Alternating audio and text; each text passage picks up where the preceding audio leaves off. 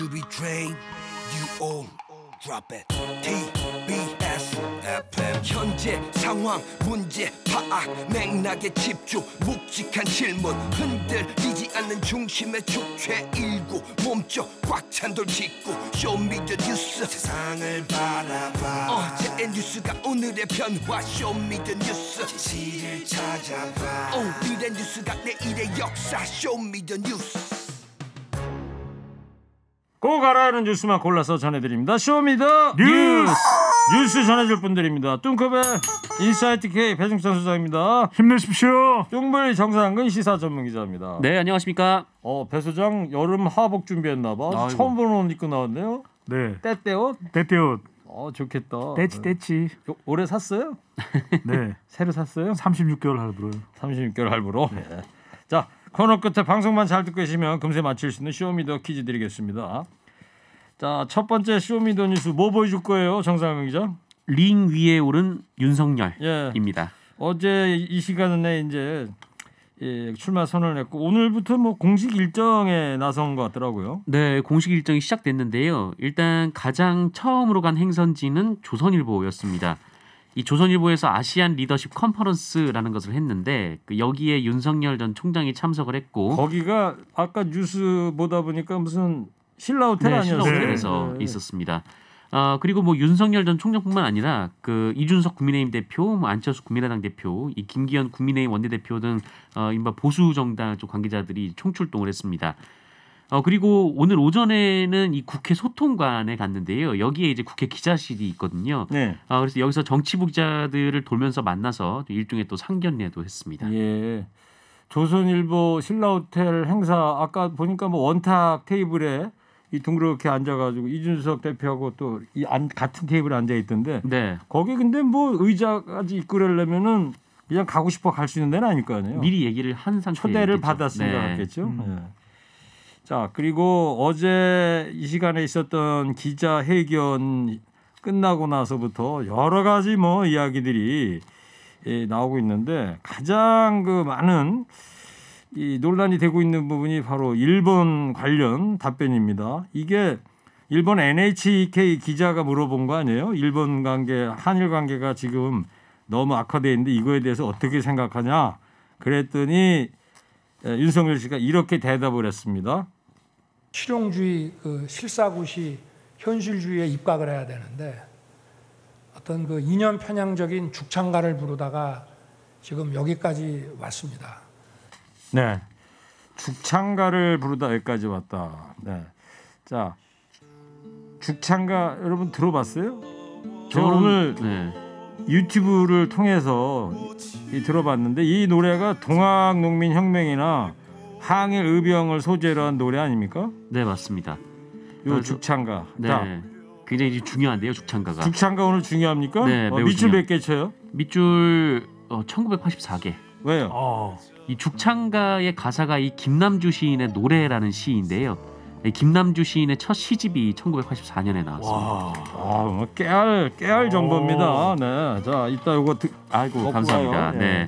그래서 이 죽창가 얘기가 나올 정도였는데 그 윤석열 전 검찰총장이 이 한일 관계가 수교 이후 가장 열악해졌다면서 이 외교는 실용주의, 실사구시, 현실주의에 입각해야 되는데 이념 편향적인 죽창가를 부르다가 여기까지 왔다 이렇게 주장을 했습니다.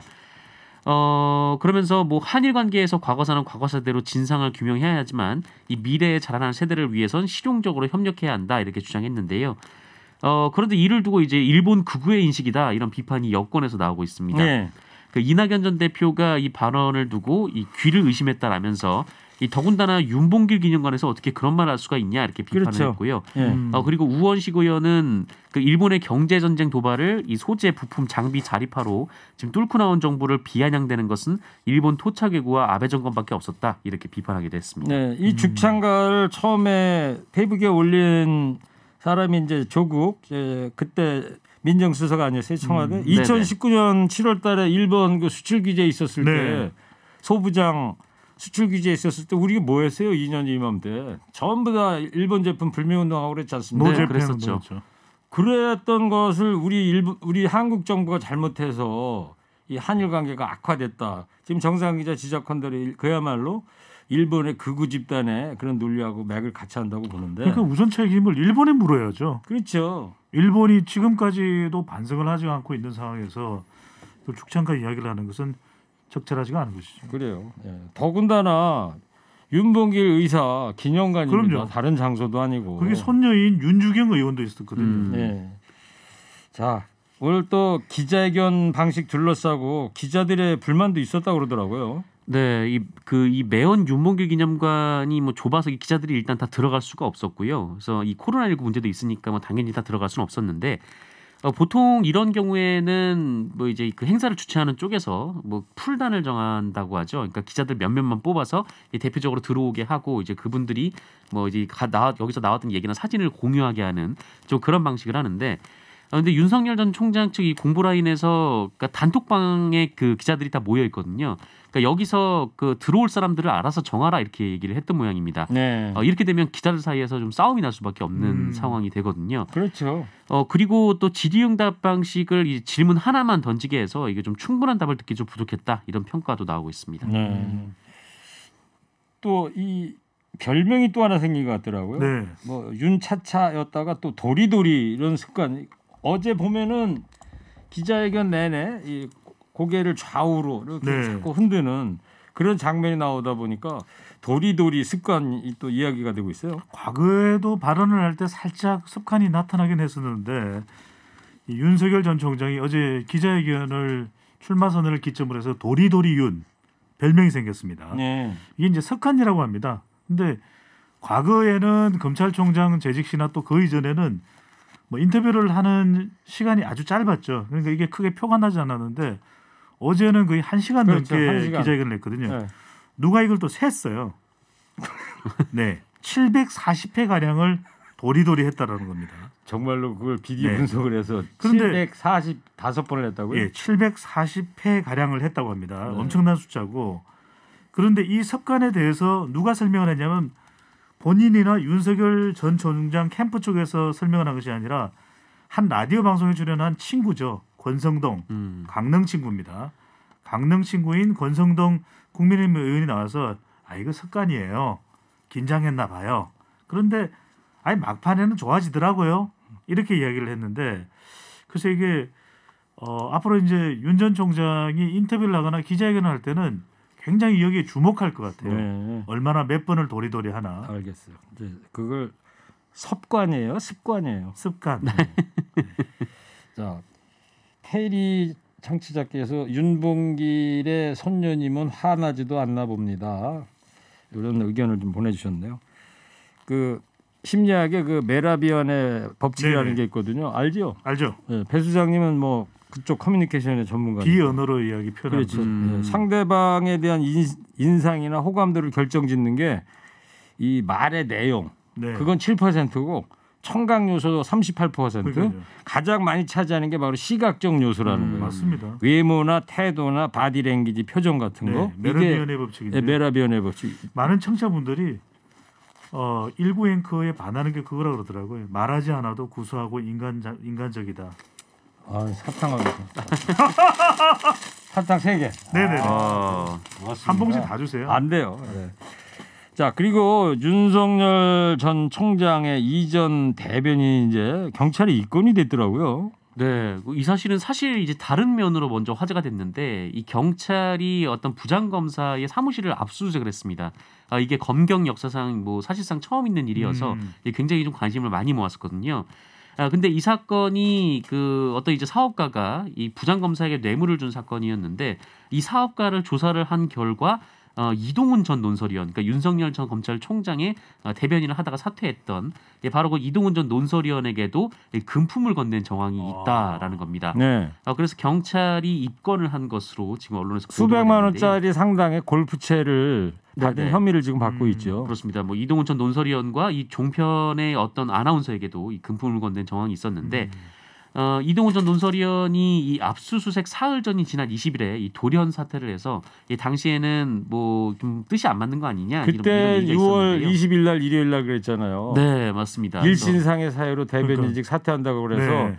왜 자기가 그 어디 라디오 방송에서 했던 인터뷰 내용하고 윤석열 씨하고 뭐가 안 맞아서 그런 거 아니냐 이런 추측이 있었는데 네네. 그게 아닌 것 같아요. 네, 아직 맞습니다. 뭐 일단 정확한 건 모르겠습니다만 근데 이런 일이 생긴 거예요. 네, 이런 일이 생겼고 근데 윤석열 전 총장 측은 이런 일에 연루된지 몰랐다라는 입장이지만 책임을 져야 된다 이런 목소리가 정치권에서 나오고 있습니다. 그래요. 4445님께서 오늘도 시사 지식을 늘리기 위해서 2시 30분에 출석했습니다. 유튜브의 동접자가 10,000명이 될 때까지 저의 출석은 계속합니다. 아유 감사하고요. 먼저 내 10,000명은 뭐 언감생심이고요. 어제처럼 1,000명만 살짝 넘어주셔도 좋을 것 같은데. 꿈꾸면 이루어지는 것이니까요. 여기 청취자 여러분들 좀 도와주세요.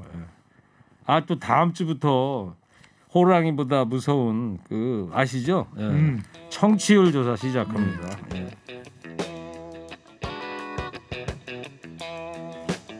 자, 배 소장님 두 번째 뉴스 어떤 거 보여줄 거예요? 코로나19 재확산입니다. 예, 오늘 800명 가까이. 네, 괜찮겠지 그랬는데 70여일 만에 정확하게는 68일 만에 확진자 숫자가 최다 가장 많아졌습니다. 794명. 내일부터 이거 거리두기 완화되는데. 그러니까 이게 지금 걱정이에요 정말. 내일은 좀 덜 나을 텐데. 네, 이게 그 동안에 상당히 또 방역 단계 자체가 좀 느슨해졌지 않습니까? 그러다 보니까 뭐 많은 사람들이 모이는 곳에 집단 감염 확진자 숫자가 늘어난 것 아니냐 이런 원인 분석도 있고 또 하나는 인도발 델타 바이러스입니다. 변이 바이러스 이것도 영향을 확진자 숫자가 늘어나는데 준 것으로 보입니다. 지금 오늘 아침 뉴스 보니까 정상 기자 북한도 지금 뭐 코로나 청정지역을 하더니 거기도 뭐 비상인가 봐요 지금. 네, 이 북한 김정은 위원장이 코로나19 방역 부분에서 이 중대한 사건이 발생했다면서 이 간부들의 무능과 무책임을 질타했다. 네, 이런 보도를 북한 매체에서 했습니다. 이 조선중앙통신에서 했는데요. 노동당 중앙위원회 확대회의가 있었는데 여기서 이 김정은 위원장이 이 책임 간부들이 이 세계적 보건위기에 대비한 당의 중요 결정 집행을 태업했다 이렇게 얘기를 하면서 이 국가와 인민의 그 안전에 커다란 위기를 조성하는 중대 사건을 발생시켰다 이렇게 얘기를 했습니다.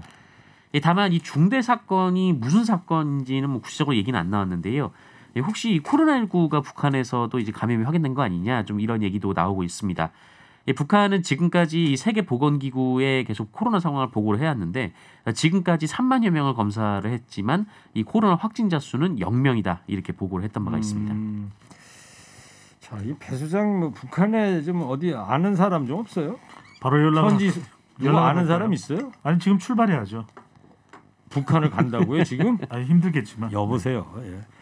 자 내일부터 이제 사회적 거리도 개편되는데. 이거 확산세가 이제 계속 내일부터 하긴 하는데 안 줄어들고 더 확산이 되면 어떻게 한다는 거예요? 당국에서는 확산세인데 이게 기준이 1,000명입니다. 이 전국 확진자가 1,000명이 넘게 되면 다시 이 사회적 거리두기를 강화하겠다 이렇게 이제 정부에서 발표를 했는데 내일입니다. 내일부터 이제 비수도권은 대부분 제한이 없습니다. 근데 이제 내일부터 수도권은 더 완화가 되는 거죠. 수도권은 2단계, 비수도권은 1단계인데 수도권의 경우에는 사람 더 모일 수 있고 시간 더 늘어납니다. 그러니까 14일까지는 6명까지 모임 가능하고요. 모일 수 있고 그리고 영업 시간은 이제 12시까지 밤 12시까지로 확대되고 15일부터는 이제는 8명까지도 모일 수가 있는데 이게 1,000명 늘어나면 확진자가 늘어나면 다시 강화됩니다. 알겠습니다. 자.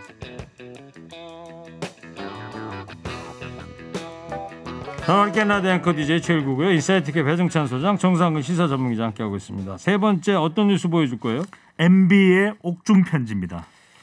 고려대학교 졸업생이 이명박 전 대통령한테 편지를 썼다면서 내용을 공개를 했어요. 네, 고려대학교 동문이기 때문에 옥중에 있는 이명박 전 대통령 전 대통령이 선배가 되겠죠. K대 고대 선배가 될 겁니다. 선배에게 이제 편지를 보냈는데 이명박 전 대통령의 편지를 보낸 고대 후배는 자신의 신상을 이렇게 밝혔습니다. 2002년에 고려대학교 입학해 그러니까 02학번입니다. 의학 전문대학원을 거쳐서 성형외과 의사다. 평범한 가장이다. 이렇게 소개를 하고 이 전 대통령이 보낸 편지에게 이렇게 내용을 적어서 편지를 보낸 겁니다. 뭐라고요? 내세울 업적이 없는 이들이 북쪽의 그 부자들처럼 큰 동상, 큰 기념관을 만들어 놓고 나 부끄러운 미화와 왜곡을 한다. 선배님 이전 대통령입니다. 업적을 지우고 싶어 수해와 가뭄을 막고자 애써 만든 볼을 부수고 있다. 4대강을 말하는 것 같아요. 많은 이들이 선배님이 대통령이던 시절을 그리워한다. 많은 이들이 누군지는 잘 모르겠어요. 네. 꽃이 지고 나서야 봄이 간 줄 알았습니다. 각하 그립습니다. 이런 내용을 포함해서 보냈는데 02학번입니다. 네. 근데 이렇게 장문의 편지를 보냈군요. 네. 네. 편지 그러니까 그 어니언스 노래 생각나네요. 말 없이 건네주고. 네. 역시 편지는 말이 없죠. 자, MB도 이거에 대해서 답장을 했다면서요? 네, 답장이 왔다고 그 분이 이제 고려대 게시판에 올렸는데요. 이 답장 내용이 뭐냐면 어쨌든 모든 것은 자신의 부족 탓이다 이렇게 얘기를 하면서도 이 진실만은 꼭 밝혀지리라 확신한다 이런 얘기를 했고요. 그리고 무엇보다 이 나라가 어쩌다 이렇게 되었는지 안타깝다라고 얘기를 했고 일으켜 세우는 데는 시간이 걸리지만 무너뜨리는 것은 순식간이라는 것을 우리 눈으로 보고 있다 이렇게 주장하게 됐습니다. 네, 알겠습니다. 자, 조금 전에 노래 불러서 죄송하고요. 네, 쇼미더뉴스 지금까지 배종찬 소장, 정상 기자였습니다. 두 분 감사합니다. 쇼미더 뉴스.